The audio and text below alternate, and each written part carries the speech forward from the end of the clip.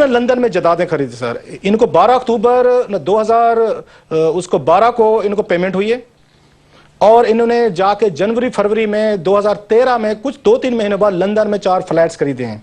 ठीक सर। अच्छा, जब हमने उनसे पूछा था कि जनाब आपकी लंदन में प्रॉपर्टी, इन्होंने जाके एक अपनी इन्होंने कंपनी बनाई थी और उसका नाम था उसका एंटरप्राइजर बनाई थी अगेन आसमा अरबाब के नाम से सर। उसके छोटे से इन्होंने शेयर डाले उसमें कुछ, और शेयर डालने के बाद ये सारी खरीदारी करने के बाद उसको डिसॉल्व भी कर दिया उन्होंने कि अब काम खत्म हो गया, अब इसकी जरूरत नहीं है। वो एक और लंबी कहानी है, फिर किसी को सुना लेंगे कि ऑफशोर कंपनीज कैसे बनती हैं, उनके जरिए क्या क्या पैसा माल वगैरह कमाया जाता है, वो एक अलहदा स्टोरी है। मैं जरा पहले आपको वो सुनाना चाहता हूं कि हमने उनसे सवाल किया था कि जनाब ये बताएं कि लंदन में प्रॉपर्टीज हैं, आपकी वहां पे कुछ आपने चीजें खरीदी हैं, उन्होंने कितने एतमाद से हमें जवाब दिया था, वो मैं आपको सुनाना चाहता हूं। प्लस जब आपको याद होगा उन्होंने खुद ही ऑफर की थी कि अगर आपने कोई लंदन में मेरी प्रॉपर्टी निकाल ली तो वो आपकी होगी, और आप इतने लालची निकले, आपने कहा कलासा साहब अकेले ना ले जाए, मैं भी हिस्सा लूंगा।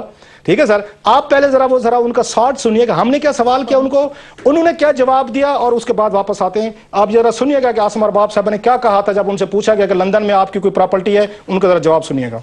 आपने 4 सालों में सिर्फ मेरा ख्याल 2-2.5 लाख रुपए टैक्स दिया है, और बातें जो हो रही हैं अरबों की हो रही हैं, बिजनेसेस की हो रही हैं, उसमें करोड़ों रुपए के एसेट्स आ रहे हैं। आपने दुबई में कोई नई प्रॉपर्टीज भी खरीदी हैं, एक वहां पर डिक्लेयर है। अगर आप मेरी दुबई में कोई प्रॉपर्टी प्रूफ कर सके तो वो आपकी हो गई, पक्की बात है, से आपकी हो गई। ये याद रखिएगा। मेरी जो प्रॉपर्टी दुबई में 2004-2003 मैं भी लूंगा, जबकि ऐसा आप उसके लंदन की प्रॉपर्टी के बारे में हमें कोई आप इस तरह के एश्योरेंस दे सकती हैं कि अगर कोई निकल आई तो हमारी हो जाएंगी?